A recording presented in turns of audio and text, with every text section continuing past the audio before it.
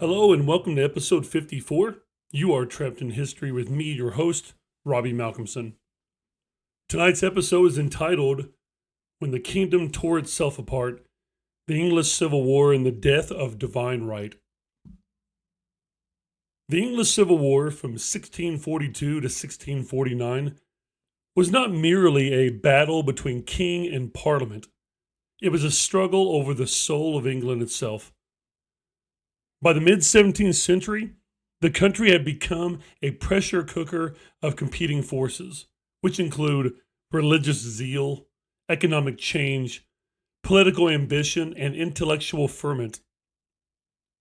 The Tudor monarchs had created a powerful central state, but they left behind an expectation that Parliament had rights, especially in terms of taxation. Under Charles I, as we saw in our previous episode of our content, that balance collapsed under his rule.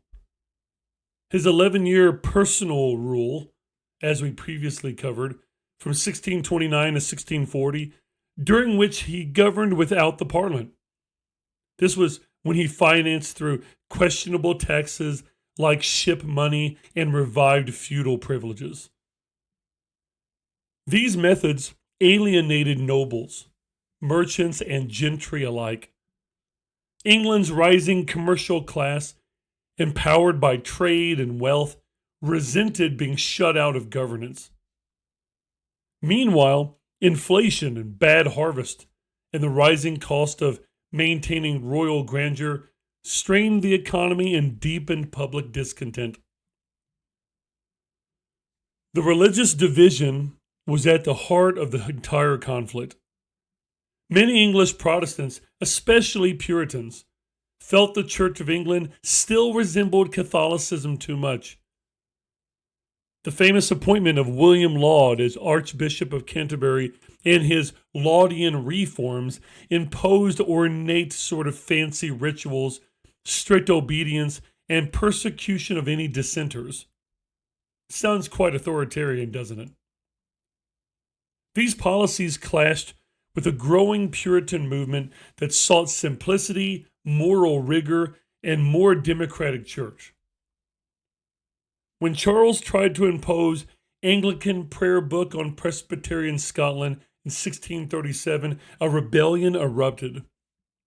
In order to raise funds to suppress the Scots, Charles had no choice but to reluctantly recall Parliament in 1640, ending his famous 11-year personal rule, or as we refer to more resembling dictatorship. The short Parliament, famously as worded, refused to grant funds without reform and was dissolved within weeks. Then later, from 1640 to 1660, for 20 years, the Long Parliament, however, refused to be silenced. It abolished Charles's prerogative courts, executing key royal advisors and demanding oversight of the army. The king saw this as rebellion. Parliament saw it as a defense of their liberty. When Charles marched into the House of Commons in January of 1642 to arrest 5 members for treason, he found them gone. But the image of the king entering the Commons with armed guards shattered public trust. I mean, just imagine if the President of the United States today were to take military soldiers, walk into Congress, and try to arrest congressmen or women. That would be quite viral. By August 1642, Charles raised his standard at Nottingham, declaring war. England was now divided between royalists, or otherwise called cavaliers, and these were the supporters of King Charles and the traditional hierarchy that existed. On the other side, you had what was called parliamentarians, or their military being called the Roundheads. These were supporters of reform and change, Puritan morality, and parliamentary power. The war raged across England, Wales, Scotland, and Ireland, bringing devastation to towns and countrysides alike. Economically, Parliament controlled London, ports, and resources. The king held much of the north and the west. Over time, Oliver Cromwell, the leader of the parliamentarians or Roundheads, and his new model army, which was a disciplined and merit-based and ideologically driven force, they eventually secured victory. Cromwell's soldiers fought not for pay or plunder, but for God and Parliament, convinced they were purging England of corruption. Even after defeat, Charles I refused to compromise. He negotiated secretly with Scots and moderate members of Parliament, hoping to play factions against each other. His obstinacy led to his trial in January of 1649, where he defended the divine right, declaring, "Princes are not bound to give account of their actions but to God, and therefore their people cannot judge them." But the age of unquestioned monarchy was now over. On January 30th, 1649, Charles was executed by axe at Whitehall, an act that stunned all of Europe. England had killed its king in the name of law, the first time that we had seen such. And imagine how unprecedented this was. To put the king on trial is one thing, which was already shocking, but then to put him to death sent shockwaves all the way across Europe, setting a very unusual and unique precedent going forward. And needless to say, the divine right of kings will not hold up anymore as an ideological excuse to rule in an authoritarian way. Oliver Cromwell will emerge from this as this new political center for the British, for the English, I mean. He would be a devout Puritan and a skilled general. He believed he was carrying out God's will, which is ironic because, Charles felt the same way. Yet his commonwealth, so to speak, and later his protectorate, blended Republican ideals with this authoritarian control. And it may resemble more of like a dictatorship, even though they were ruling in terms of a republic.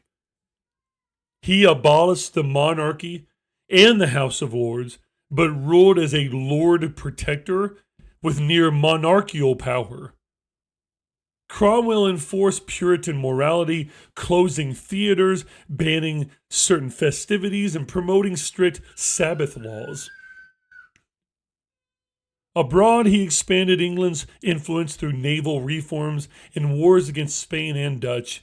But despite his vision of a godly republic, Cromwell struggled to unite this fractured nation.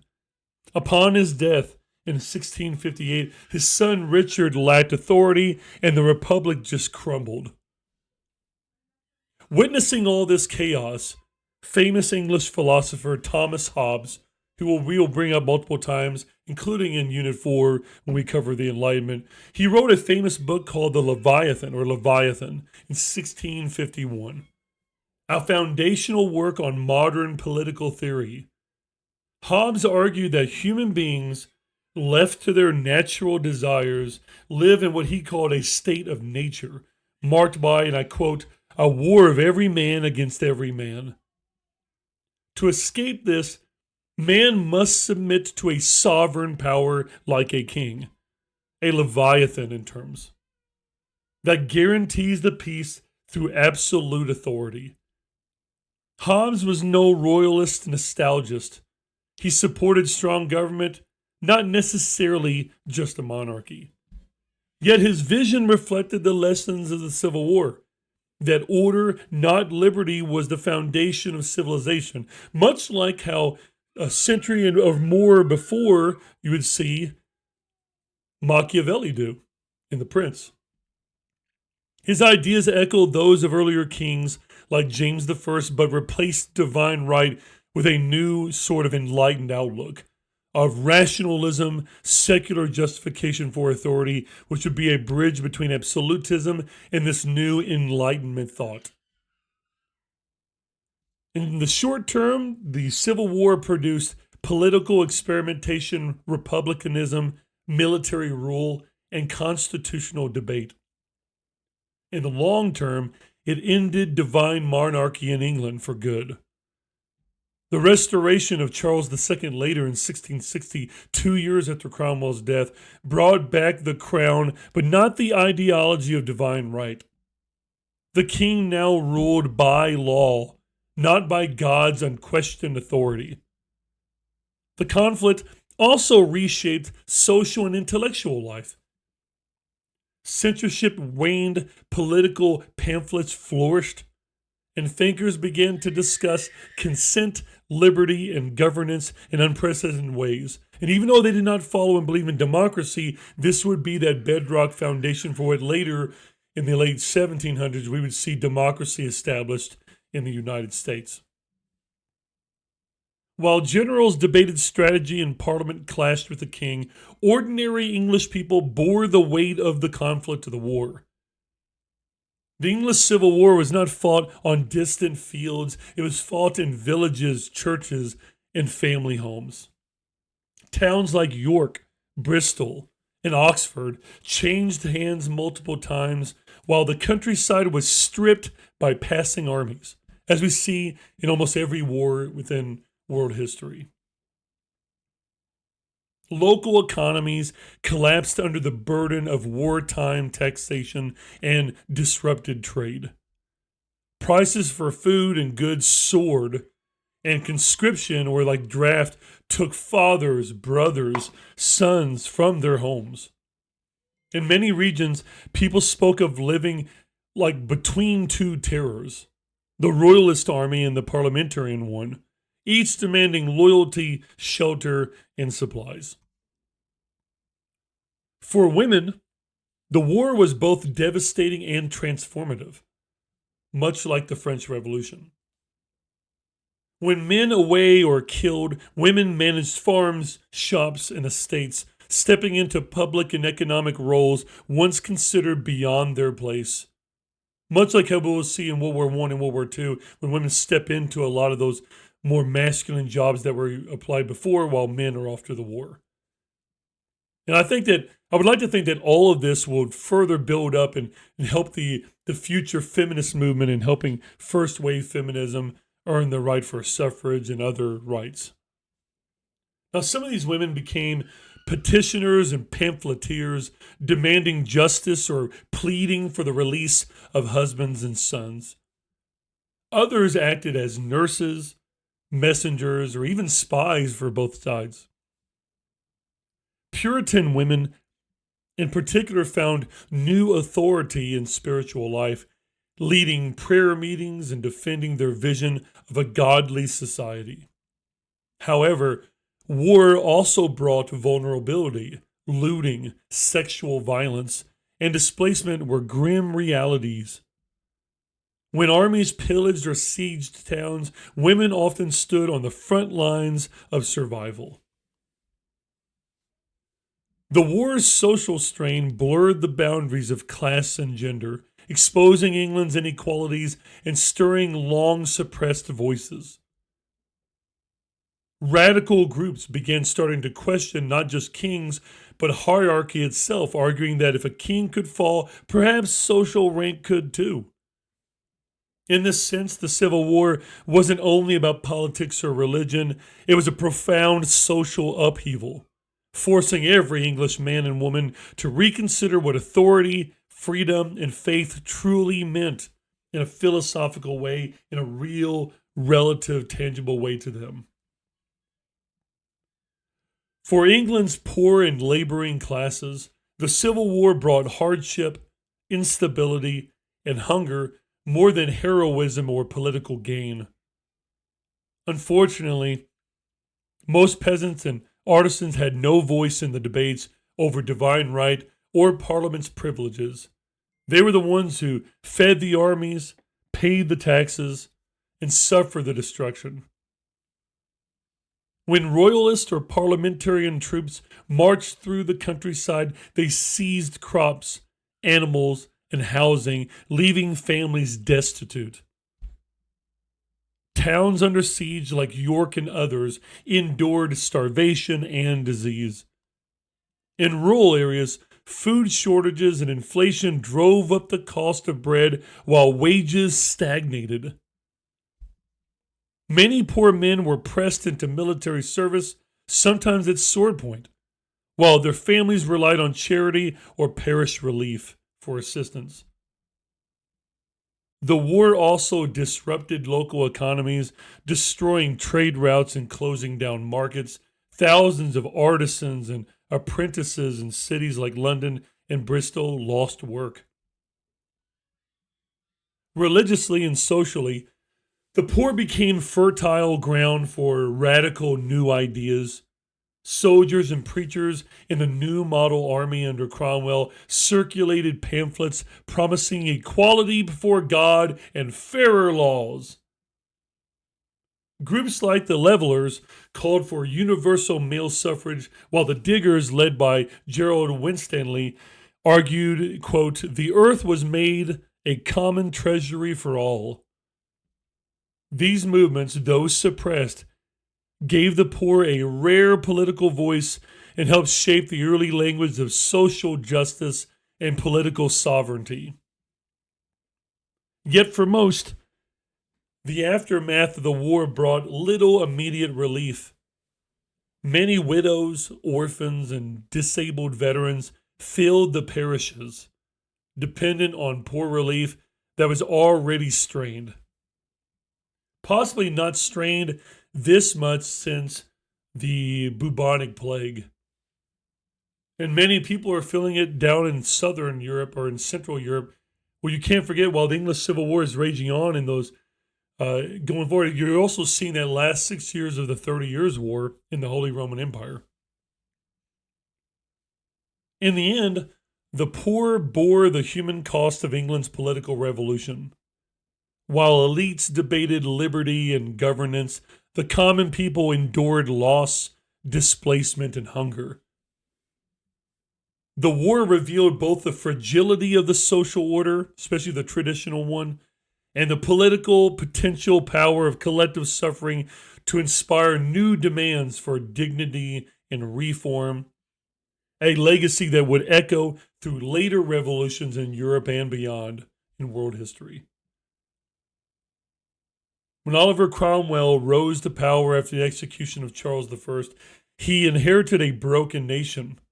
England was exhausted from years of war, deeply divided by religion, and the uncertainty of what a government without a king should actually look like.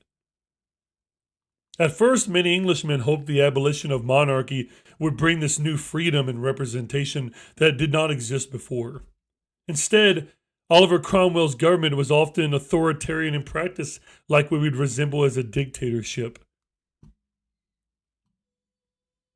As Lord Protector, he ruled through army-backed authority, supported by, as he wrote, the instrument of government written in 1653, England's first ever written constitution. The idea was a noble one, limited government under law, but in reality, Cromwell relied heavily on the army to enforce order. For many, England's free republic, so to speak, felt more like a military dictatorship.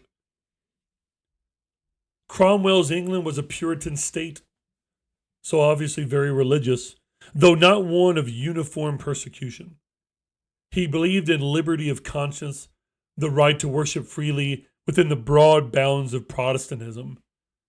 Radical Protestant groups like the Baptists, the Quakers, and Fifth Monarchists flourished under these limited tolerance. However, the Church of England's hierarchy was dismantled.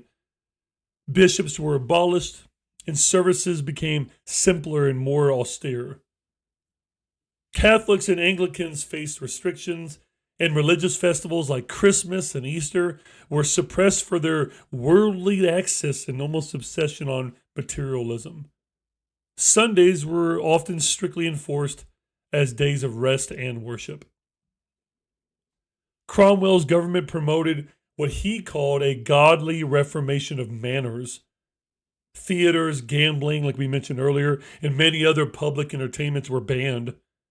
Taverns were monitored, and laws against swearing, drunkenness, and lewd behavior were enforced by local officials known as moral governors. It sounds almost like something from 1984. It's a very Orwellian sort of way of leadership. For the poor, the conditions of the war continued Taxations remained heavy and land redistribution favored parliamentarian backers and army officers. Yet Cromwell also encouraged education and literacy, believing all believers should read the Bible. The printing press, yet again, thrived as censorship eased for religious tracts and pamphlets. Women, as mentioned earlier, continued to run households, farms, and small businesses as they had during the war. But under this new Puritan morality, their roles were narrowly defined around domestic virtue and piety, like religious commitment. Female prophets and preachers, such as those in the Quaker and Baptist movements, did find new space to speak, claiming that spiritual equality extended to women's voices. However, Cromwell himself disapproved of women preaching, fearing disorder. Cromwell's government stabilized trade and restored England's economy after the chaos of war. He reformed tax collection and invested in the Navy, launching the new Navigation Acts of 1651 that strengthened English control of the Atlantic commerce. These policies laid the foundation of future British imperial and commercial power abroad. Cromwell pursued aggressive campaigns in Ireland and Scotland, brutally subduing both. His conquest of Ireland in 1649-50 left lasting trauma and resentment against the English. For common people, again under Cromwell, England felt at once disciplined, sober, and tense, a society trying to live up to divine ideals under constant supervision. As we said earlier, theaters were silent, church bells rang only for worship, and the nation walked carefully between freedom and fear. When Cromwell died in 1658, many were wary of moral policing and endless experiments in government. 2 years later, Parliament invited back a monarchy, Charles II, to return, restoring that traditional kind of structure, but this time not under divine right. However, even that restoration of Charles II could not erase the memory of the 1650s, a decade when England, for the first and only time, tried to live without a king and to build a godly republic. The English Civil War was also fought across the Atlantic around the New World as much as it was across the English shires. While muskets and sermons divided London and York, the English colonies in North America and the Caribbean were also shaped by upheaval. Each colony had been founded with its own vision of governance and religion, but the conflict in the mother country of England forced them to confront questions of loyalty, authority, and identity. When the war broke out in 1642, England's colonies were still young and fragile. Virginia, Maryland, New England, and the Caribbean sugar islands like Barbados and Jamaica. These settlements depended on England for trade and protection, yet each had its own system of local government. As Parliament and the King fought for supremacy, colonial governors and assemblies had to decide which side they supported. For example, Virginia, founded as a royal colony, largely remained royalist, pledging loyalty to Charles I and later even his son Charles II. This loyalty was so strong that after the king's execution, Virginia's governor, Sir William Berkeley, declared the colony a refuge for exiled royalists. In contrast to that, the New England colonies, especially Massachusetts Bay Colony, founded by the Puritan settlers, sided with the Parliament. Their religious sympathies aligned with Puritan parliamentarians who sought to purify England, or the Church of England, from this new popish remnants of Catholicism, or at least what they thought was. The war also deepened the religious character of these colonies. The Puritans of New England saw the conflict as proof that they had been right to flee the corruption of the English church. They viewed England's bloodshed as divine punishment for its sins and believed they were building a new Jerusalem in America, a pure Christian commonwealth that could serve as a model for England's eventual redemption. Sermons in Boston, Salem, described the Civil War in England in apocalyptic terms, interpreting Oliver Cromwell's victories as signs of God's favor for the godly. At the same time, though, the turmoil in England led to an influx of new settlers, refugees, soldiers, and exiles seeking stability or religious freedom in the colonies. In Maryland, tensions between Catholics and Protestants exploded into the plundering time between 1645 and 1646 a year, a localized civil war mirroring England's own civil war. The instability of the mother country made religious conflict overseas more volatile, as each group sought to claim divine legitimacy. Economically, the war disrupted England's transatlantic trade networks. As we saw earlier in this, trade is always disrupted in war. With English ports blockaded and armies draining resources, colonists learned to rely more on local production and intercolonial trade. Within the Caribbean islands, planters turned increasingly to African slave labor to maintain their sugar production amid all this chaos, accelerating the entrenchment of slavery in this new Atlantic economy. Meanwhile, Oliver Cromwell's later campaigns, such as his Western Design in 1655, that captured Jamaica from Spain, showed how the Commonwealth's military power was extending its reach overseas, not just in England, not just in Scotland, Ireland, or Wales. Overall, the legacy of the Civil War in America was the growth of colonial self-government and religious pluralism. During England's years of internal conflict and then Cromwell's rule, the colonies experienced what historians called salutary neglect, a period of relatively independence from direct royal control. Local assemblies, town meetings, and church covenants became the norm. When the monarchy was restored again under Charles II in 1660, colonists were used to governing themselves. The seeds of the American tradition of self-rule were planted there during England's Revolution. In a broader sense, the English Civil War helped to export the ideas of liberty, contract, and accountability across the Atlantic Ocean. The same debates that produced the Petition of Right to Charles I and Hobbes's Leviathan also influenced the early American mind, especially the Puritan emphasis on covenant, collective responsibility, and of course consent. The English Civil War's scars ran deep. Families were divided and these towns were destroyed, and nearly 200,000 people died, proportionally more than in World War I. Yet from the ashes of civil strife emerged the foundations of constitutional monarchy, religious pluralism, and modern political philosophy. Now, after listening to this, you may wonder, why should we care about the English Civil War?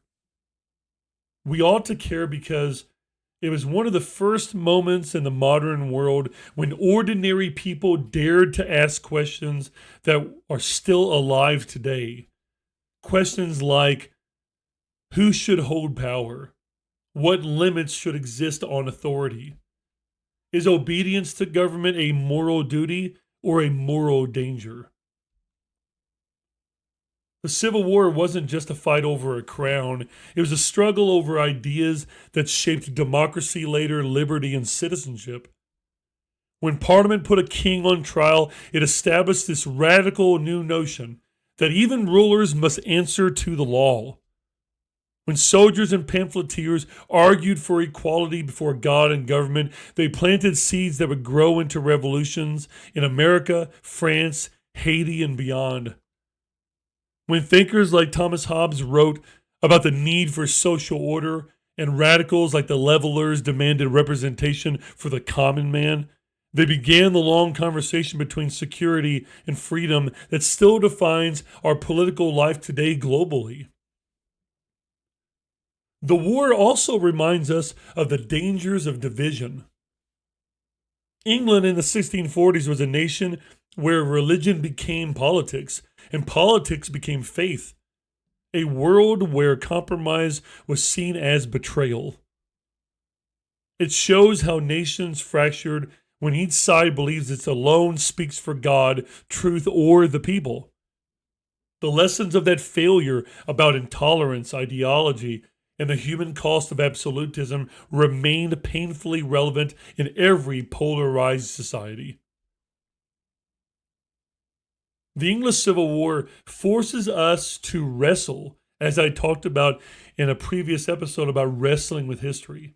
But in this case, this war forces us to wrestle with a deeper moral truth. Progress often comes through struggle, and freedom is rarely neat or immediate.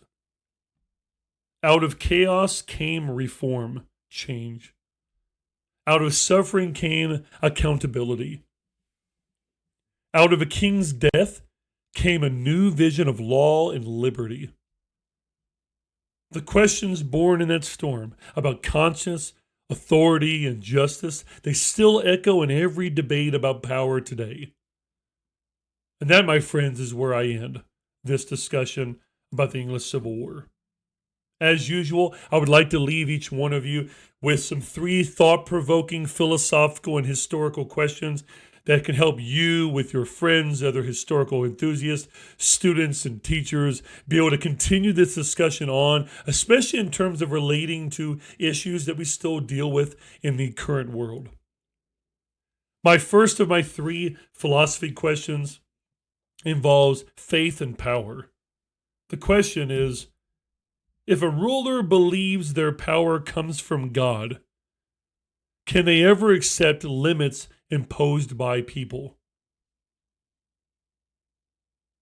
My second question deals with the topic of order versus liberty. Was the philosopher Thomas Hobbes, was he right that peace and stability are worth surrendering freedom for?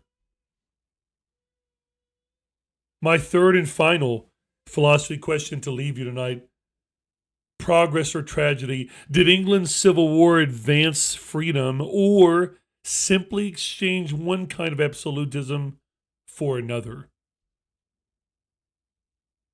Now, if you're not in AP European history, you may want to skip this particular part here. So I understand if you want to step away from the podcast on this part. But if you're looking at it from an AP European history lens, this event and this narrative kind of really relates to topics like state building and conflict, especially in terms of centralization of power versus representative institutions. Additionally, absolutism and constitutionalism are these ideological topics in this clash between divine monarchy and parliamentary sovereignty. We also see the ideology clash of religious change and reform with conflict, like in Unit 2 of the Reformation. We see Protestant fragmentation further. We see Puritanism and Laudian Anglicanism. But although Laudian Anglicanism is not something that I think would need to be covered as strongly on the AP European side. In terms of intellectual developments, we see new political philosophy from people like Thomas Hobbes and John Locke, who I did not cover in this episode, but he is a focus on the natural right, this idea of life, liberty, and property from birth. And obviously him and Hobbes are often used in debates. And one of the things that I've shared with AP teachers online is a Socratic seminar that I do right before the end of Unit 3, in which we do a Hobbes versus Locke debate. And we discuss the origins of this idea of the social contract. In terms of social or economic structures, again, this is really good for Sprite or Pirates that I use in class as an acronym.